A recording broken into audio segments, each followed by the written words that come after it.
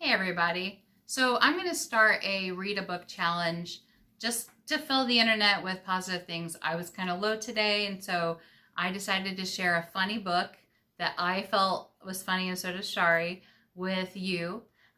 So whether adult or infant or 99 years old, I'm going to read you a story. This is Walter the Farting Dog, and it's written by William Kosminkle and Glenn Murray, illustrated by Audrey Coleman.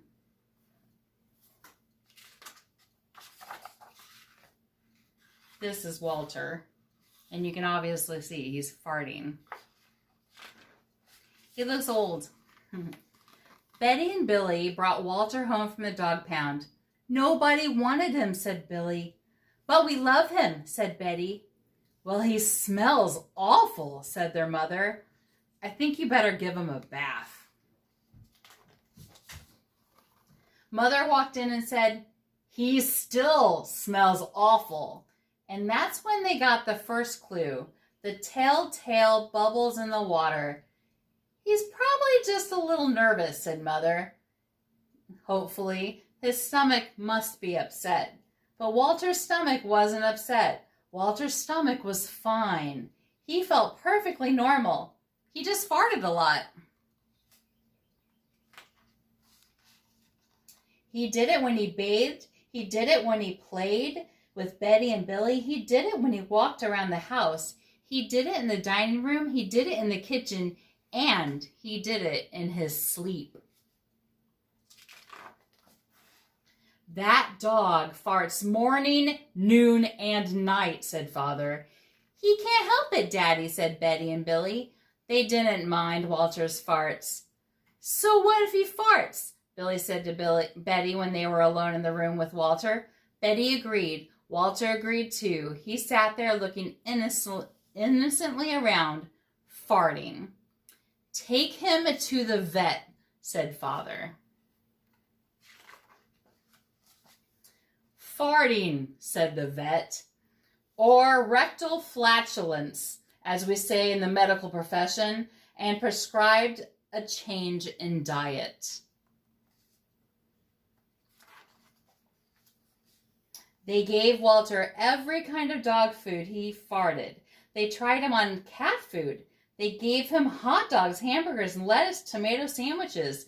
They gave him fried chicken. They gave him rabbit food. They made him a vegetarian. No matter what they did, that dog eats. He turns into farts, roared Father.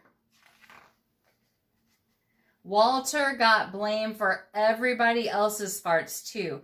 If Uncle Irv let one slip, he just went and stood near Walter. Then all he had to say was, Walter. And everyone would look at poor Walter. He has to go back to the pound, said Father. No, Daddy, please, begged Betty and Billy. Don't send Walter away. He goes tomorrow, said Father. They pleaded. Walter farted. It was all over. That night, Betty and Billy cried in their beds, and Walter looked at them unhappily. Oh, Walter, said Betty, you've got to stop farting. Because Father is going to send you back to the pound tomorrow, said Billy. Walter knew how serious the situation was. He'd never see Betty and Billy again. He resolved to hold in his farts forever.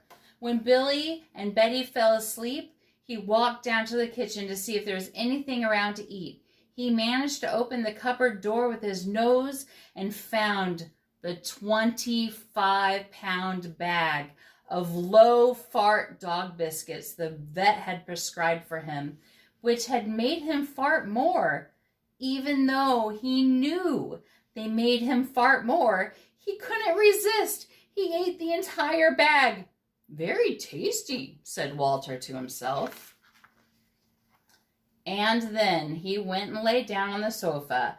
A gigantic gas bubble began to build inside of him. This is going to be trouble, he said to himself. Nervously, he was afraid of what might happen if he let it go. He thought maybe the house would explode, so he kept it in. It wasn't easy. In fact, it was torture. Oh, but he had resolved never to fart again. His future depended on it. As he lay there with his tail wrapped tightly between his legs, he heard a noise at the window. He watched it slowly open. A pair of burglars came through. They dropped silently into the kitchen. "Watch out for the dog," said one of the burglars. "He won't bite," said the other. "He's a wimp." Walter might have bitten them, except he was so filled with gas he couldn't move. They tied a rag around his snout so he couldn't bark. "Okay," whispered the first burglar. "Let's clear the place out." They took everything they could get their hands on. Walter wanted to stop them, but he was having unbearable gas pains. He rolled on his back. He waved his paws in the air. He gnashed his teeth. "We've got it all," said the second burglar. "Let's go." That's when Walter let it fly. It was the worst fart of his life. It made a tremendous noise and shot him across the room. A hideous cloud filled the air. The burglars clutched their throats, unable to breathe. With tears in their eyes, they raced for the window. They tried to grab their bag with all the valuables in it, but their arms were too weak. "Let's get out of here." They jumped out the window and ran up the block, choking and gasping for air. Still blinded by Walter's attack, they stepped into the headlights of an approaching police car. "Hold it right there," said the policeman. When father and mother came home down in the morning, they found the open window, and they saw the bag with their valuables in it, and Walter was sitting beside it. He still had the rag tied around his snout. You'd have to say he looked heroic. "He saved the silverware," cried mother. "He saved the VCR," cried father. "Good dog, Walter. You're our dog, even if you do fart all the time." So the family learned to live with Walter, the hero dog, and that's the end of our tale.